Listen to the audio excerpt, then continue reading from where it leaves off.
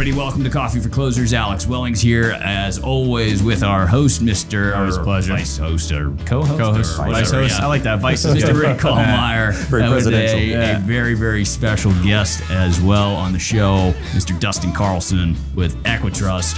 Gonna hear, I guess we're talking a little bit about what's going on with Equitrust. We're gonna dive into some regulatory stuff, which is the hot topic of the day, right? And then we've got, of course, going to talk a little bit about what's been going on in just the industry in general, what kind of trends you're seeing.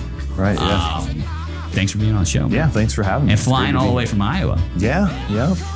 It was great, Left 0 degrees, came to 45 degrees last night. It was a little chilly for Florida, but hey, it's warm for we had 30s on. I got down to the 20s. Yeah. No. Yeah, it was like high 20s. Huh? Where? Like Central. Maybe not the beach. Central Florida. You're on the beach. So nowhere near where Megastar is. Oh, come on. So we're going to run out of orange juice soon. Add to the shortages. Short the commodity, whatever you're going to do. Right. Yeah, well, thanks for having me on. Yeah, thanks for being here. So big stuff happening with Equitrust. You guys have been a longtime partner with us. I know we had talked before we hopped on the show a little bit about a couple new products that you guys have launched. Mm-hmm. How long has it been since you guys launched them? This month. This month? Yeah. Okay. I think it was January 4th or something like that. Okay. Right around. You were mentioning this to me, right? Yeah. Okay. Yeah. So, talk to us a little bit. What's going on? We got something accumulation-based, income-based. What are we talking? Accumulation. I think that's what most of the industry is talking about these days is accumulation. It's definitely been our front runner as our market value. It's accumulation based. We used to have we still have market power. Yeah, but that's quickly fallen to second place for I'd say the last 18 months, year, 18 months, something like that. Really? Yeah. So I think that's what the industry wants. We did not have a buy-up product. We had the luxury of sitting back, watching what the market did, the other carriers did, and kind of capitalized on some niches that we saw in there. Sure. If you look at our portfolio, the thing's been around since 2004 to 2007. Yep. A few years ago, we had, I think, 11 FIAs on the platform. Jeez. Right? It's robust. A lot. It's a lot. Robust. Yeah. And I wasn't there at the time, but the company pared it back to 4 fixed index annuities, poured everything we had into those products. Yep. So this is our first new release since basically 2007, if you want to consider it. Yeah. Oh, wow. So we're excited. Amendments. Yeah. That's good. Narrowing a product portfolio just makes it, better. Yeah. You see that all the great companies. Yeah. Apple did that a long time ago. They were diving into a whole bunch of different products for a long time and did access to the iPhone. Equitrust, Apple. Yeah, two tops. Both running the S&P. That's what I'm thinking about. Yeah. So the products. So talk to us about what are the new products called? Market Max and Market Force Bonus. Okay, so talk about the Market Max. What do we need to know? Yeah, so that is the pure accumulation play, obviously without a bonus. Yeah. What we like about that is it has indexes. It actually has a fixed account at 2.25. So a really nice fixed account. Yeah. Wow. Right. 3 other options without a fee. Okay. So you do have non-fee options that your client can allocate to, but we have 4 options that do have a fee, and the fee is 1%. Okay. So in my 16 years in this business, it's a fairly cheap fee. You're seeing 1.25, 1.5. I've seen 3 out there. Yeah. Jeez. Right? Yeah. Really? Yeah. You can have at 1.75 easy. Yeah. Well, I've definitely seen the mid 1.5. So, but one does sound. Yeah, that's nice. And how much do you buy up the rates? Well, I guess it's hard to say. So all rates subject to change. Yeah. Currently on February 1st. We're almost to Groundhog Day. Yeah. The fee buys you up. So the S&P cap is 4% without a fee. Okay. Oh, wow. With the fee is 8.5. Okay. And when they were designing this thing, I was hoping for 7.75 or something I thought that would have been a killer rate. When they came out with 8.5, I was really happy as the guy has to come out here and sell. So I feel like 8.5% on the cap for a 1% fee is attractive. And the other one is the S&P par rate. It's 45. Wow. And I've heard a lot. I don't know what's going to happen this year. The first month's been a little rocky, but if you look at last year's performance, a 45% par would have been a pretty nice rate. Yeah, 12, 15, something like that. Yeah. 10 maybe. Yeah. So I guess what I'm telling you is that's probably been our 2 most popular allocations. You can buy up with our Barclays Focus 50 in 1 year and the Mark 5. Cool. in 1 year. Those are right around 120, 130% par, which is a good option. Yep. But it's kind of interesting. The S&P is it's a trackable story. It's something that people know. And very simple, something that people, advisors especially, are clamoring for. So this is a good spot for Equitrust to be in. Yeah, absolutely. And how is it illustrating compared to others? I think with the Barclays, it can get up into like around 10. Wow. But we're not saying we can get way up into the double digits either, which I kind of like. If I'm an advisor, it's appropriate. I'm looking at the page in the illustration that's back on 11 or 12 and it's looking at the most recent 10, worst 10, and best 10. And I'm probably showing the worst 10 at some point. Yeah. Yep. And we're still going to be right around that 5.5, 6% in the worst case. Yep. Which is nice to be able to tell a client these days. Absolutely. I mean, that's what we should be telling them anyway. We're going to eliminate the downside and try and keep you somewhere in that 4 to 8 range, as far. You're not going to blow the doors off of it. But I mean, some people have been getting, if you do double digits, fantastic. That's awesome, right? Right. Yeah. But don't expect it every year. You shouldn't be expecting that. It certainly shouldn't be expecting that as an average over the next 10 years. Right. Of the contract, right. I don't know about you guys, but have you seen some of those returns from contracts that were taken out in March of 2020 and then the market dies and then they just have. Yeah. Man, you were in a monthly. You were doing the pretty monthlies well. have been nuts. It's been nuts. I mean, we see guys with I've seen a couple in the 20s. Yep. Yeah. Oh yeah. I mean, just wild, and so, good for them. That's a nice return. I'm sure their clients are dumping more money into more products and hoping to double down on that sort of thing. But it's just, anyway. I think one of the things about us is with our products, we try to keep it simple. I think that's an example of it. Super important. Yeah. Because it's easy for me to tell you guys, to tell your advisors, and then ultimately the prospect, right? You don't want to run into a bunch of hiccups in the sales presentation and typically the features are client friendly, like bonuses are given day one. You don't have to vest them, that sort of thing. Nice. So I think that's what you'll find with us. And the other thing is renewal rate history. Yeah, now we don't have the renewal rate history on those two products. They just came out. Sure. But it's built on the market value chassis. And you can actually go on your guys' website and pull those, which is really awesome. You stole my thunder, Rick. Thank you. It's something that's always blown me away. Like, you can never find another carriers. You guys have always been awesome with it. I mean, from back to like 2005 or something ridiculous like that. Like, it's far. I mean, that's always been crazy. So I've always been a huge fan of that. No, there's a lot that Equitrust does well. Yeah. I think a lot of people don't give 100% of credit. They don't look at you guys immediately as the first stop, probably because of the B++. Fair enough. Right. But I think what tells a story about a carrier is the renewal rate history. I agree with that. And I think most advisors would agree with that too. Right. They'd be the first ones to line up and say, like, a lot of the reasons people, shied away from American Equity, although we've had them on the show recently and they were talking about, new products and how they've kind of come back. A lot of people shied away from them because the rate drops, they were like, the renewal rates just weren't, the rate integrity that they were known for kind of fell off the map, and they're regaining that, of course. But you guys seem to have been top notch on that, and that's kudos to you guys. And anybody watching this, you can go to our website. You don't even have to have a login, and you just go to our interest rate tab and then renewal rate tab, and then you can enter in any day. I do that in presentations on a webinar. I'll pull it in and pull up the website. Yeah. And then I'll just throw out the question. Someone will type in the comments, hey, February 1st, 2014, what are the renewal rates like? Yeah. We're an open book, which is kind of nice, awesome. right? That's fantastic, man. So you have the accumulation products. You guys are building a new income product, or have built a new income product. Now, or is it just the income rider on it, like the market value? And no, we don't have any income riders on this. So we're really ratcheting everything towards accumulation. So that the market max, it's the market value, but with a buy up essentially. The market force bonus has an 8% bonus on it. Force bonus? Market force bonus. I like that. Yeah. When we were talking about how market name, right? Try to keep it all straight, right? Yeah. Okay. But when we were thinking about marketing this thing, how do we do it? Trade shows, that sort of thing. What do we do at booths? And my idea was get like mini lightsabers to the market force. I like it. They didn't have those available, but we had like these little flashlights that sort of look like them, right? Yeah. That's not bad. And so we have those. But anyways, that one has an 8% bonus on a 10-year chassis. Cool. Great story right out of the gate. Yeah, sure. And back in my IMO days when I worked at an IMO, I would pitch a bonus Sure.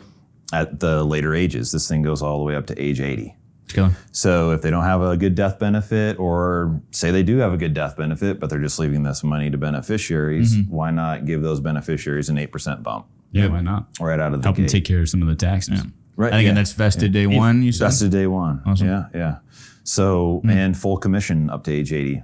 Wow. You don't have to take a pay cut to do business with us at those older ages. What's the max funding? Or the way you guys have an exception? Where does the exception come in? $1 million, anything over $1 million. Okay. Yep. Was the exception. Yep. But We just just work wanted those to- through me and we'll see what we can do. Okay. Yeah. That's awesome, man. Yeah. So is We can go above $1 million currently on February 1st, 2023. But to what degree, I don't know. And typically that's going to be more on the non-bonus products because of the way the capitalization, all the money we got to put in on a bonus. But yeah. Yep.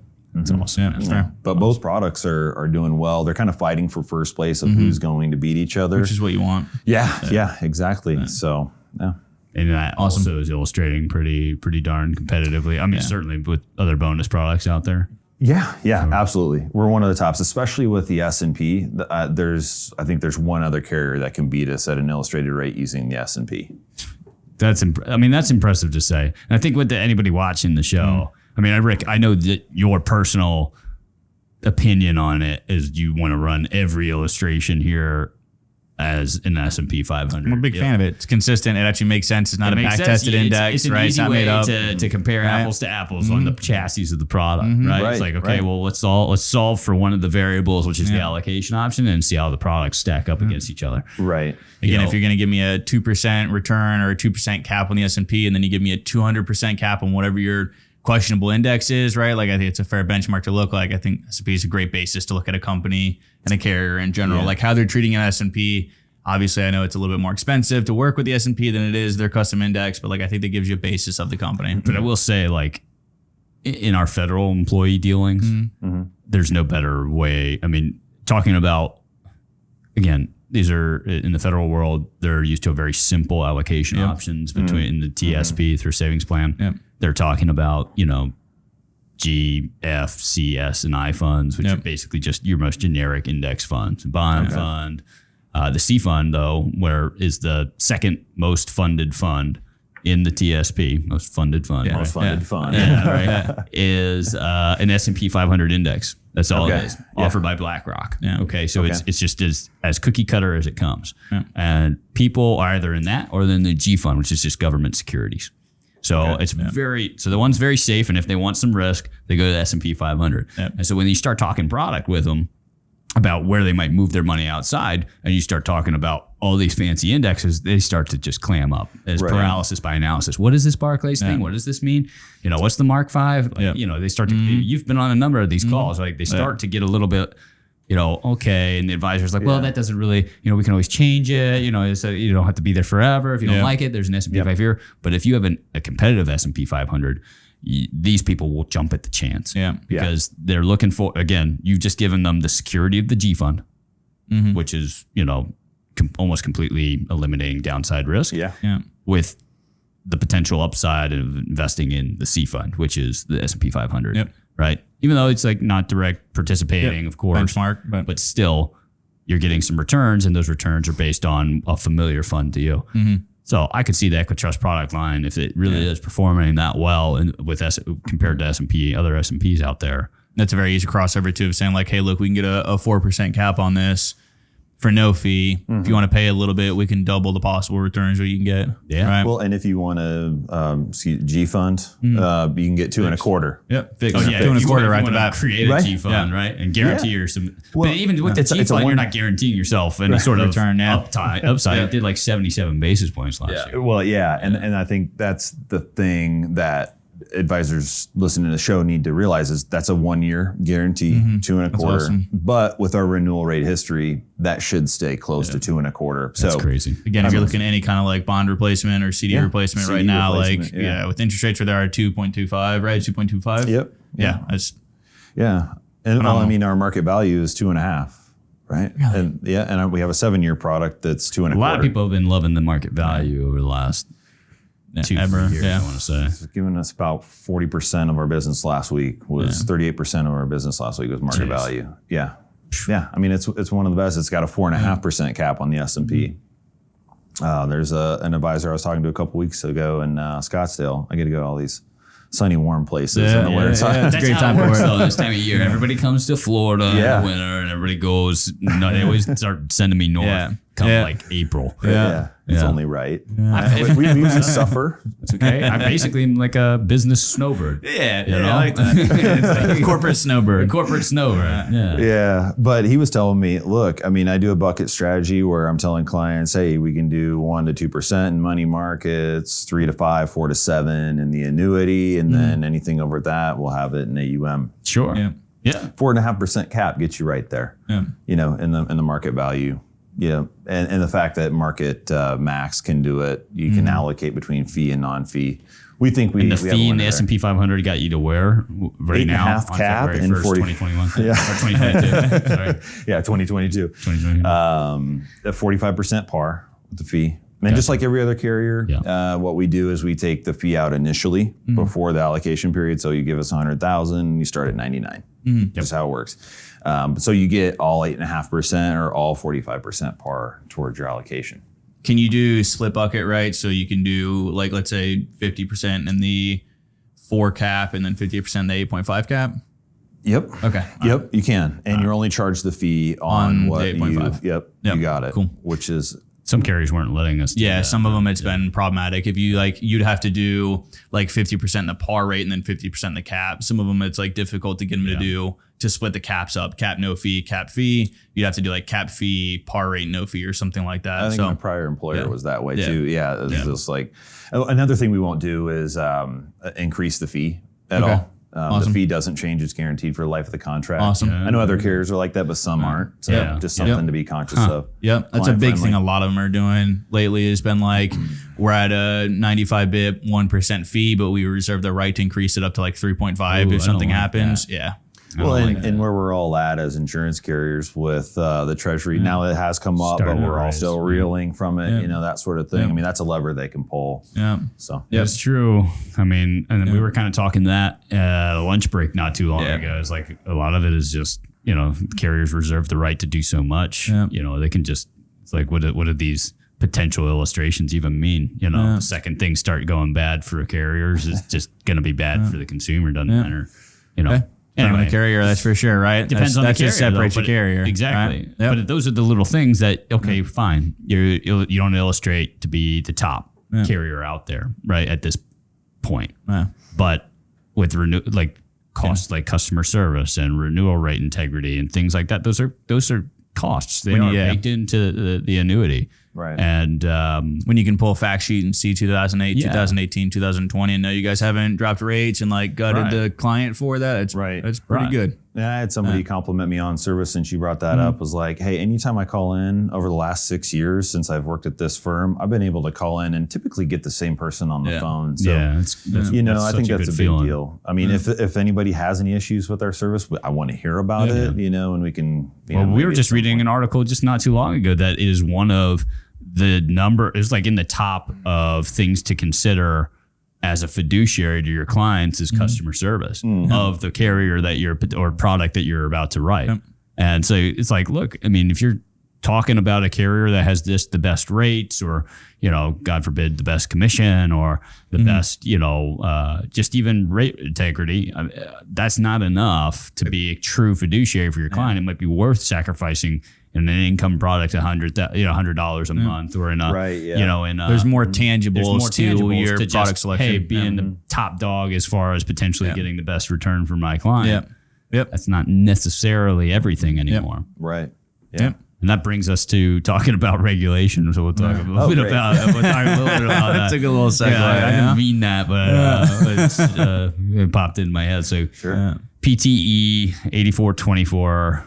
Today's the day. Tomorrow, actually. Today's the day. We're on the launch. That's right. Wow, it's like we planned it. Yeah.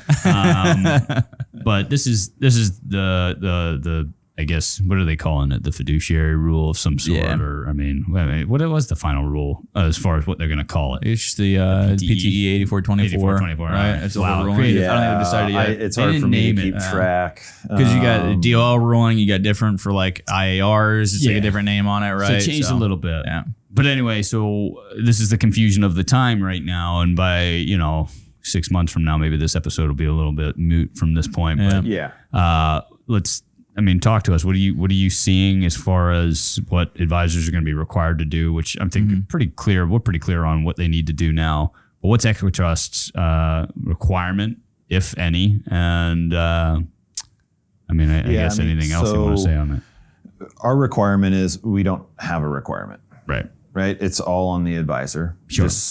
That's with every carrier. It's all on the advisor. Now we have a blank, not a blank form. We have a form that does not have our logo on it that they can use. Yeah, sure. Just like you all with yours. But it's not up to you to keep it either. It's up to the advisor. So, whatever cloud or whatever they're keeping it in, keep it for, I think initially they were saying 5 years, but if I'm an advisor, I'm keeping it forever. Somehow, some way. It's so easy to do that. Digital storage is too easy now, right? It's been, everybody's worried about it, man. Well, it's wild.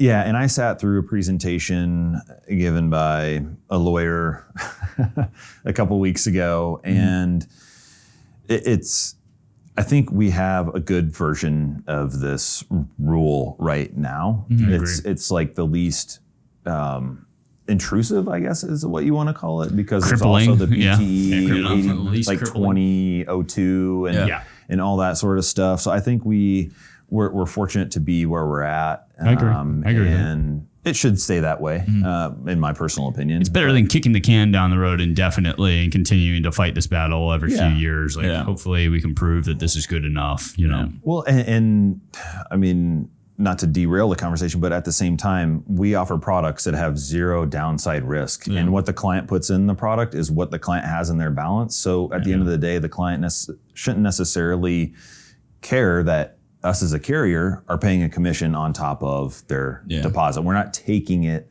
away from the client. No, and I think also just look, it always comes down to a question of liquidity, but we've had suitability standards forever that are governed by either the state or NAIC or whatever, right? These suitability requirements protect the client against potentially having, a liquidity situation. And so then it is solely about commission, of which commissions are coming, or that's been the big faux pas, right? Commissions are always bad. Right. Yeah. I mean, commission from a carrier is terrible because it it gives the wrong message, I guess is my point. Right. But that's not true necessarily. I'd argue the same point that if a fiduciary, which charges a fee, comes out of the client's situation, it's supposed to be the best case scenario, right? When markets go up, you do well, I do well. If markets go down and I've done a poor job investing, then I do poorly and so do you, right? We ebb and flow together.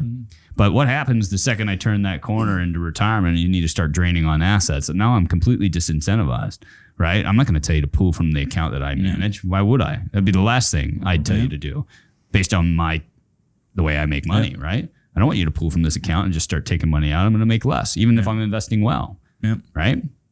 And so commission in a retirement scenario might be the best scenario. It's coming from the carrier. I'm an independent advisor. At least everybody watching this show largely is. I can choose whichever carrier I want to choose, and I chose this one. And it just so happens that all the carriers I was looking at, or I don't know any other than Great American that have a option to charge a fee. So it is a commissionable product. And so again, best, I don't know. I guess that's my. And don't securities brokers make commission anyway when you sell a bond or securities, right? Well, it's like, where are we getting at there? They're just saying like the only type of advisor nowadays is a fee only advisor. Like that's the only one we should ever deal with. I disagree with that. Yeah. Well, and wrong. Let's say even a 5% commission. Yeah. That's not what we're paying, but let's say a 5% commission over a 10-year period. Right. That's a low fee. Right. Yeah. Okay. Yeah. We were talking about that cheap, before we came on. Right. Yeah. It's like, okay, if this is a 10-year product and this is how we, I was telling you before we came on also that our retail shop right across from Megastar, we've been for the last year disclosing commissions over there. And, let's say street is at 7% or something like that, or 6% or 5%, whatever the carrier that you're writing or product that you're writing. Talking about it in the terms of the life of the contract, this is not a big deal at all. It's like, hey, so-and-so, this is this product, this is how it works, blah, blah, blah. Okay, this is a disclosure on compensation. Equitrust is going to pay me X amount over the next, or for the life of the contract to make sure that this is well taken care of, that we're adjusting allocations properly. If you need to make adjustments, pulling money out, if you need to pull money out, making good decisions for the rest of this policy as long as you have it. And you're on to the next thing. They don't care. And, also it doesn't come out of your pocketbook. That's another thing. Juxtaposed against the person that's charging you the fee for the AUM. Equitrust is paying me. That's not you. To take care of this policy so that you continue to make good decisions as far as your investments with it for the next 10 years or however long you hold the contract. Oh, and the best part is we're guaranteeing your downside. Again, and you double know what I mean? on that, right? It's a home run. Yeah. Exactly. Or I think it's less of an issue than advisors want to make this out to be. If you get the question, you just have to be prepared. Just act like before you're going into that meeting with that client that you're going to get asked that question. Don't dance around it. Just be honest and straight with them, and it won't be a problem. It's just another form. Yeah, just another form to go over with them. And again, like I said, not I'm not going to go into how many clients we sat in front of over there over the last year, but not one of them balked at it. Not one of them asked even an additional question to it, I'd argue. And it's only unqualified sales too. Yeah, it's only unqualified sales, so that's another thing. Yeah, I'm non-qualified monies. You won't have to submit the form. So our Fed guys are going to be doing that a lot, but Our Fed guys, though, what's funny is like they're talking about all ERISA listed qualified funds. Well, guess what's not listed in the ERISA qualified funds? TSP. It's not listed. And so that brings the question, it's like it is very much a qualified employer sponsored plan, but it's not listed technically. So what, should I be doing it or should I not be? And so our advice, do it. And I'm just going to say this very clearly. Our advice is to absolutely do it. But it's just funny that they would go with just the ERISA listed. It's like, okay, well, if it's a qualified employer sponsored plan, listed. The technicality is not an excuse. 401k technically, but TSP isn't. I got Anyway, it's funny that we were just talking about that the other day. So go ahead. Is that form going to be like when you pull an app packet on there? If you have to pull an app packet or do like an e-app, is it going to be in the additional form section, or is it something to just get once and make a bunch of copies? No, it's always going to be in the form packet. Right. Yep, on the qualified required. Yeah, yes. Okay, so it'd be in the required form packet. If you some carriers aren't doing that. Yeah. Some carriers are you have to go and find it in the optional form. Like a 1035 would be or something. Like if you have your own form that you're comfortable with using, fine. Just don't print our form or shred it, whatever you want to do. But and we don't want that form back. I'll just tell you that. Please just keep it. Yeah. Keep that form. We don't want to see it submitted to us as a carrier, and I would venture to say most other carriers that way. I mean, the good part about our business is where I'm from in Des Moines, all of us carriers, or most of us, are within walking distance almost. Yeah. And we've all sort of taken the same stance on these, so we're all talking, and the forms are very, very similar amongst carriers, and stances for the most part are going to be the same. So I've not seen anybody with a different stance yet. Yeah. You would know better than me. No. I think everything since probably December has become a lot more uniform. There's, I think, maybe September, October, November, they're still kind of deciding what they're doing. But I think we've settled in finally between DOL, between the carriers, between us. I think it's come to as much as a head or much of a standpoint as we were right now. Yeah, it's pretty similar across the board. So the skinny of it, not something terribly to worry about. Got to, dot your I's and cross your T's. Make sure you've got these forms tucked away somewhere nice. Yep. All our securities guys have those fancy file cabinets that they've got to have for everything, right? The locked away ones that nobody can ever touch. So maybe throw an extra manila folder in there with these in it. Yeah. Well, and the 65 license, we should probably throw that in. They don't have to fill out. They have their own form. They have their own thing. Yep. Mm-hmm. Well, that's super interesting. As interesting as regulation can get. But it's funny to see, if I can interject, it's funny to see from 2016 when there were so many people that thought that this was going to completely shut down the industry. It took them 6 years to get it in. You know, you remember back in like mid 2016 when it was like guys were getting out of the business. Or like, look, I'm not was doing opening an RIA just in case. It was the BICE or the BIC. That was going to be pretty brutal. Damning. Yeah. Good point. And now we're here with one piece of paper saying I make 6%. The previous administration really pushed this through at the end. I think they maybe saw that this could potentially solve the issue. And not be, again, as crippling as potentially other legislation would have been. And we have a great industry. We all sort of band together. For sure. NAFA, and everybody, you know, they all visit the legislatures. And they did. They lobbied pretty hard for it, you know. State and federal, Well, that's why those lobbyists exist, right? The only reason. We won't go into all that. All right. So, well, another thing that we, and probably my most exciting part of any conversation is about just marketing in general, the brand, just everything going on in the industry, and you, who better, somebody that's out on the road seeing tons of folks. What have you seen as far as people having success? We've got our own opinions, of course, and we can certainly share them. Yeah, please do. But yeah, what have you seen out there first and foremost? Yeah, well, and this is what I love to do, because at the end of the day, what are we all trying to do for the advisor? Provide inherent value. Yeah. You know, I could spew product all day long. Yeah. And make cases why our products are better than other carriers, but there's also spots where we're not as good as other carriers. And so I'll totally be transparent with anybody that calls me on the phone about that. But where I feel like I interject value, you all bring value to the table, is talking about what's working for advisors out there. You guys have great programs, always have. Yep. You know, always partnered with the field and continue to create new stuff. But some of the things that I see bouncing around to different conferences and IMOs and all that sort of stuff, like, what are the top advisors doing? And so I always try to put some of that stuff in my presentation. So the biggest thing that I've seen is, how are you branding yourself? Yeah. And I'm sure you're all saying that a lot. For sure. Yeah. And the best thing about branding is it's to come up with the stuff. It may take a little bit of thought, but it's all free. Yeah, at least what you were talking about before we came on was I mean, with what did you mention? You mentioned YouTube, getting a presence there. Yeah. You know, why would you not? Yeah. Because what's the number 2 used search engine in the entire world? It's YouTube.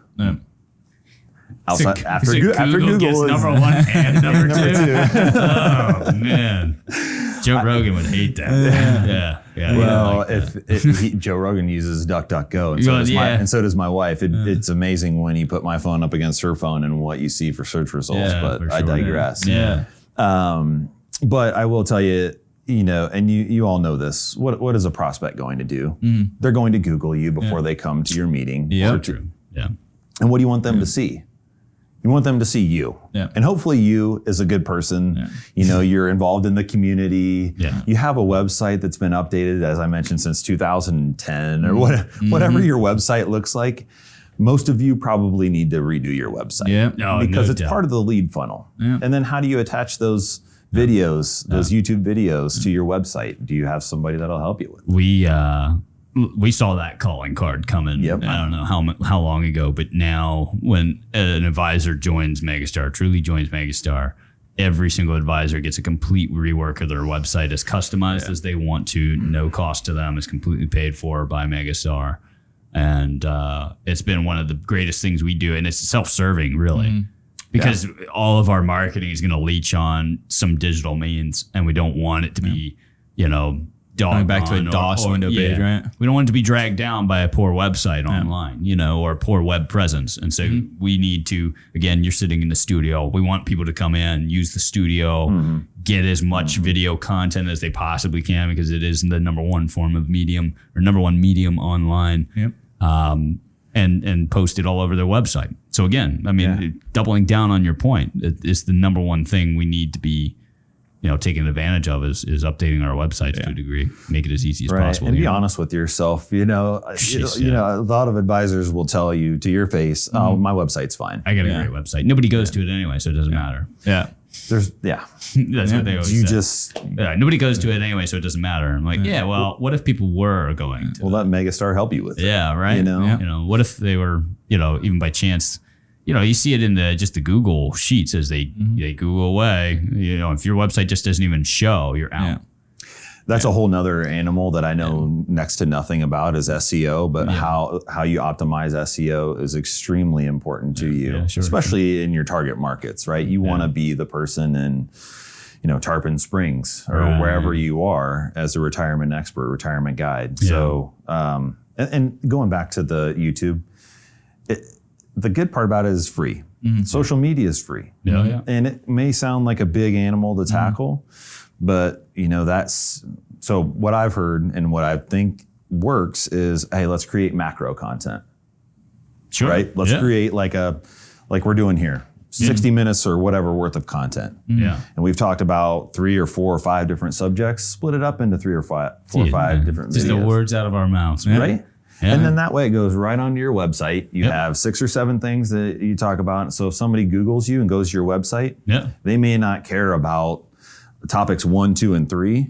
But if they see a video on something that's really important to them, they're going to click on it. And now you're probably somewhat of an expert in their mind. They're going to validate break this video up into product, break it up into marketing, break it up into PTE. Now we've got 3 videos done. You send them out in 3 different emails, post them 3 different ways. All this content. Right. It's like just spend an hour in front of a camera once a week and you've got tons of content. There's an old Gary Vee sign too that I've always loved. It's document rather than create. Yeah. So it's one of the things I know we do a lot, right? Whenever we have people in, right, we'll be with us kind of shooting, recording, and just documenting what we're doing, right? Then it's not like, all right, we have to have somebody come in so we can sit down and record this. It's like, right, we're just going to come in, we're going to do the other things we're doing, and then we're just going to record what we're doing, and then you can splice it into more additional content, right? So document what you're doing rather than specifically try to create something as well. It's a nice little additive to it. And some people don't have Will. Yeah. Agreed. Some people don't have Will to come and follow them around. And we love Will. But you can still set up a GoPro like you did, right? Yeah, but I mean, back then it was, again, when I would travel around with just a GoPro or just my phone, it was just, trying to capture whatever it was I was doing. And that's what I think a lot of folks are missing. It's like, this is a job I have to do social. It's just, dude, throw your camera on, whatever you're doing. That's what people want, is some sort of glimpse of not what you're like when you're in your suit and on a stage. But, and again, that's why this medium works best, is because we're just sitting here having a conversation about whatever. Sure, we got topics we want to talk about, but it's not canned, no PowerPoint, nothing. The reason people like that sort of content is they get to see what we're actually like. Jumping around talking. I think I texted you about 3 or 4 times prior to coming in over the last few months, like, hey, here's kind of what I'm thinking we talk about. And, it wasn't like you replied with this, that, and the other. Here's what we need to cover. It was just like, we're going to come in here. And shoot, and like I would have, Rick knows this. I would have deferred to be like, dude, I don't want to. Dustin sending me topics. I don't really want to talk about any topics. I'd rather just be as free flowing as possible. But that is true, because again, it's trying to capture one thing, and that's what advisors or anybody out there needs to realize when they're getting on social. Is it's not about what your clients need to see from your smarts about financial planning or what your opinions are on specific financial topics. What they really want to see is you and your kids, and they want to see you as a family man, and want to see you in the community like you're talking about, and going to sports games, and they want to feel that. Who are you, and who's going to be handling my money? They'll learn when they're at your workshop, and those mediums are specific to showing your intelligence on the subject. Yes. That's when, I mean, again, we rarely talk about our marketing proficiency on Coffee for Closers. Yeah. We barely ever talk about the programs we offer. We mention that we're in the federal space or whatever, but primarily our recruitment stage, when we do the recruitment webinars that we were talking about, those webinars are flush with advisors coming to learn about the program. And that's when we're talking about our prowess from a marketing standpoint. But communicate on the right channel, right? Exactly. And so in this channel, it's about learning and getting to know people and talking a little bit about what our industry needs, maybe a little bit more of, maybe need a little bit less of. And It's like the old adage, who you are, what you do, and why you do it. That's all people want to know. And they want to see that on the first page. They don't want to have to click through a bunch of things. They definitely do. And they want to see it on your Facebook page too. Be friends with your clients. It's a scary thing to do, I think, for some folks that are maybe living a dual life, where they're one thing in front of their clients and not the same outside. And for that person, maybe we have a different set of guidelines for them. But for most, I mean, I think there's a lot of really great people in this industry that could just stand to turn the camera on for just a second and act like it's not there. It's not that. It's not that hard. No, it's not. Really and the thing is, it's repeatable. All you got to do is figure out a way to film it, put it on YouTube, which you can also go to your LinkedIn, Facebook, Instagram, whatever you have. Yep. The same videos. Yep. And people want to spend hours talking about captions. And I mean, I will say, like, the hardest thing of any of the stuff that we've done is writing the captions. I mean, it's a couple sentences and you're trying to sum up everything. And it's like, you know, the second we stopped thinking too much about it, and we're like, just here's the content. Here you go. That's a whole let nother talk about it. A whole nother podcast, in my opinion, because there are ways to really get people to look at your caption and ways to structure it, using spacing, using emoticons, and all that sort of stuff. But I think it's a waste of time if you're focused on caption and not shooting anything, right? Yeah. Like, get out there, shoot stuff, make some content. I went into that. I had that same issue, man. I didn't want to post anymore because it was so much about, like, I got to stop and think about this caption for another 2 hours. And it's like the thing I intended to do is be fast and quick with all my content. And it stopped me for a while. And eventually I started being like, you know what? Who cares? Yeah. I'm just going to do it. I was listening to a podcast on the flight down yesterday. Ed Milet. I don't know if you follow him at all. No. He is actually from our industry on the life side. Okay. But he's really made a name for himself. He coaches athletes and actors and that sort of thing. And some of the things that he was talking about with Tony Robbins was Tony Robbins gave him an hour of his time. They're friends and all this sort of stuff. And there was a lot of things that I pulled out of that. And one of them is pertinent to this conversation. I'll get to it. Was that you can talk about doing things as much as you want. Yeah. But you have to get up off the couch and actually take action. Yep. Oh, for sure. And the thing is like, we're not saying anything groundbreaking on this podcast. No. Right? But you just have to take the action. And if you do, it's going to pay dividends in the long run for you. Yeah. It's just, I mean, what were we saying? We were saying, like, you start a podcast, man, start doing whatever. As long as you don't care if anybody actually listens to it. Yeah. You'll do it. You will. It's like, but if you feel like your numbers aren't where they should be or whatever, you're always going to be sitting there wondering, you know, no, I'm not going to do it. That's like, it's such a waste of my time. You know, well, better ways to use my time. Part of your why, like what is the reason that you're doing this? Are you're obviously trying to help people because it's a really noble profession that we're in. I don't take that lightly, and I know you guys don't either. We have a very serious responsibility, and so. Are you also doing it for your kids or your family, or what kind of legacy are you leaving? And if you're fine just making a certain amount of money and helping a certain amount of people, good on you. But I'd venture to say if you made a couple changes, you could help a lot more people and, you know, make a lot more money. Yeah, I agree. I think the money part is just a side effect of a lot of folks, mission is to help folks retire, right? You know, for us on this, it was just Rick and I were having a million conversations a day about, you know, how to teach advisors better ways to communicate their prowess in financial planning and retirement planning. Like, how do you get somebody to see the light a little better? And then somebody eventually was like, you guys have these just heated conversations all the time about how you would approach a situation. That maybe you should turn the camera on. And that was it. You know, and I think at first I was like, well, I'm not going to bring Rick on because he's got his opinions about stuff. And I got my opinions and they're all wrong. And his are all wrong. Like, all right. So I did it by myself for a while, but eventually, you know, it was refreshing to have his take on it as well. Because again, you never know who you're talking to. But the why wasn't, hey, your opinion can resonate. I want everybody to listen to the show and I want them all to do it. No, it's just, hey, look, I'm going to have a heated discussion with Rick anyway, so I might as well have it. Might as well record it, you know, and it turned out being good, you know. It turned out, I think it did.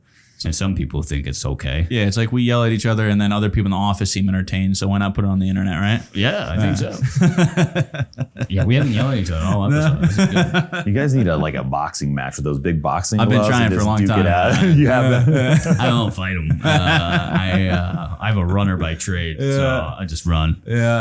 Only from responsibilities. Yeah, like Krav Maga and jiu-jitsu and everything. It wouldn't be a fair fight. No. He'd probably run me out. He'd run faster. If it made it to like round 2 or 3, I'm done because I'm gonna be gassed. He's got me on energy. You know? If you put a ring around it, I might be done for me. I might be done. Anyway.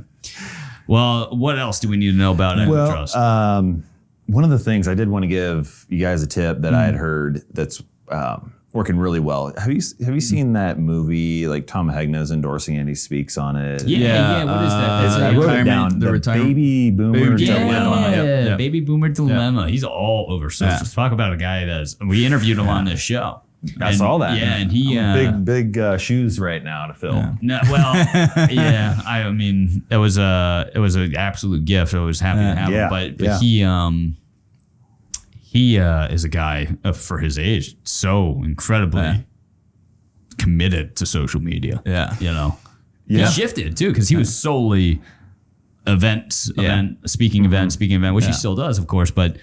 Same thing, right? Like he's doing events, and that's my point too, right? You're doing events all over the country for a whole bunch of different carriers, different companies, right? And it's like, just record them.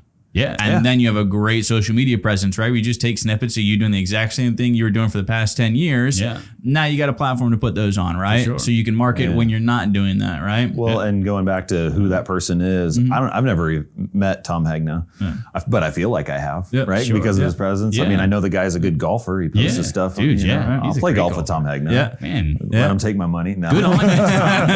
We had no idea he was such a good stick, man. He's a serious player. Yeah. He wins this club championship. All the time. Yeah. I mean, he's not like the guy with the serious handicap that's winning the club championship because he's got a huge handicap there. He's in. Is that McCarty? McCarty? I'm going to call McCarty. Put him on blast right on the show, man. I don't know. McCarty's not going to be happy about that. No, but Hegna's shooting in the 70s, man. Like low 70s. Sometimes subpar. I mean, crazy. He'll shoot his age. He'll shoot his age. Maybe he already has. I don't know. Yeah. It's only hope. But again, same thing. Right? We all golf, right? It's like you just post that content, right? They build a relationship with the client, right? Similar thing. Yeah. Oh, and so dialing all back.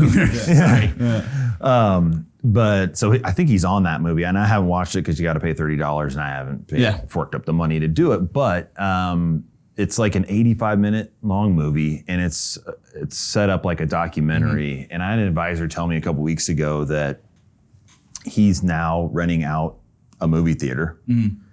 And has like 3 or 4 dates where he's bringing in prospects to watch it. And all you got to do is pay whatever fee to the movie theater and your $30 fee for it. And he's heard a few other advisors do it and got some really good return on it. So I don't know. It's different, right? It's something different. We don't want to all be in the sea of sameness. We just did a workshop last week. I was just thinking, we had an advisor up in the Northeast do a workshop at a movie theater. In fact, he didn't even play a movie. Yeah. He just did it at a movie theater. I think it was the only thing that was open in the area or something like that. Yeah, well, he's just in a confined state right now due to the COVID stuff. And he was just, like looking for a venue. We said, why not a movie theater? Our intent was to have a movie play afterwards. But the guy was like, no, I don't think we need it. So he did it. Gangbusters. Blew the roof off the joint. I wanted to say like 50, 60 people were there. I mean, he paid basically nothing to have it. Right. It was crazy. Yeah. Well, and you can spin off that client appreciation event. I've seen those a number of times. I've seen that. That's maybe where they got the inspiration. Yeah, who knows? But I thought I'd throw that idea out there because I thought that was kind of interesting. But I don't know about you guys, but I've found that mailers and seminars are not going away. Yeah. No. Everybody thought that would die in the digital age, but mailers have made a comeback during COVID. And I hate even saying the word, but they made a comeback. Sure. Because for a lot of people, especially if they were locked down, it was an event to go walk down to the mailbox. Yeah, they do. And nobody was mailing anything to them at the time. The workshop has just come back. Completely. We've seen it a ton from our Learning Lab program. It's just been off the chain, which is a digital workshop program, but just to speak to workshops, it's just, it's been loudly maybe our best year ever in the program as far as attendance at workshops. Yeah. And we're still, whatever your belief is on in the midst of this pandemic, a lot of the country still locked down to a degree. They're showing up in waves, man, in serious waves. And the Learning Lab is so incredibly cost effective. Guys are able to pay $2,000 to fill a room with 60 some odd prospects of the highest caliber. And again, the guy will write a couple million, he says, off the workshop. I don't know. We'll see. Chickens still have to hatch there. But he's putting his money where his mouth is. He booked the rest of his year after that first workshop because of that. I mean, he's like, I'll just do these in perpetuity, man. This is crazy. So anyway, it speaks loudly to what you're seeing. It definitely is. The workshop is back with vengeance. Yeah. Well, and interjecting some Equitrust knowledge in there, we in December came out with e-delivery. And I know we're probably not the first carrier to do it, but I mean, you can go end to end without ever sitting in front of the client. So it's important. Big deal in this day and age to be able to sell virtually. For us, for Megastar, we talked about our growth last year, and a lot of it had to do with the abilities or the willingness of carriers like Equitrust to commit to the electronic application and truly electronic delivery, and the virtual sale as well. So it's like that blew the door off our federal program. The second we were able to do that, people they lived in a unrich federal environment in the middle of so-and-so city and so-and-so state where there's no federal employees, at least not enough to create a consistent marketing approach. Now that guy can work in any state any time as long as he's got his license or non-res license there. Right. The guy's writing tons of millions and millions of dollars. We had a guy completely stop doing workshops. He was doing like 40 some odd workshops a year. Stopped doing workshops. He's 100% working in our federal program. He's now moved from his state of California to another state, and entirely because he's able to work from home. His quality of life has gone up. He's like, my costs have largely been eliminated. It's just insane. He's still doing exactly the same amount of production as he was doing before, just now in the comfort of gym shorts. Yeah. I think it's a testament to like how well, like you were saying earlier, I guess the insurance companies working together, carriers working together, states working together, right? How swiftly you all were able to adjust when COVID hit to saying like, 'cause again, you couldn't do that before, right? It's you had to fly out to sign the app, get the app, fly back to deliver, right? So, I mean, it was a matter of months before you guys had to figure out saying, hey, look, we're going to do this thing virtually. We're going to do it. This is how we're going to allow you to do it, right? So it was awesome. I mean, we'd all be in a whole different spot in this industry if you guys didn't adjust to that. Right. Yeah. That was good stuff. And I equate the insurance industry to moving the Titanic versus a speedboat. So how quickly that came about and how, these advisors that were never going to sell, let alone do an e-app. Let's be real. Or Zoom, right? Or Zoom. Years, you could bait an advisor doing 10 to 12 million a year with all sorts of stuff, iPads, anything, whatever. Make it as easy as possible. No way, not doing it. And then they had to. Well, I think that the entire industry shifted quickly because the bottom lines were being affected greatly. Pretty substantially and pretty immediately. But bottom lines were affected, and I know our group of advisors were lining up for teaching and training and coaching on Zoom stuff. So. Right. Yeah. So anyway, cool. Dusty, thank you, man. Thanks for being on the show. Thanks for talking to us a little bit about Equitrust. Of course, we're happy to be a partner of you guys and work with you guys. And I'm hoping a lot of advisors watching the show will take a special interest. If you're not writing Equitrust already, take a minute, call Rick and his team, talk with them a little bit about the Equitrust product line like we talked about today. Check in to see if rates are still where they are when you viewed this episode. I'm sure with the rate integrity we've been talking about, that's likely going to be the case. We'll see. We just upped our rates, by the way. Hey, it was only 5 basis points or whatever, but hey, at least we're up. That's good. So good to hear. The only markets we need to pay attention to, right? Awesome stuff, man. And thank you for making the trip down to see us, see the office, and be on the show. I hope we can do this real soon. Absolutely. Thanks, Rick, of course. And thank you guys all. We'll see you right here next time on Coffee for Closers. Take care.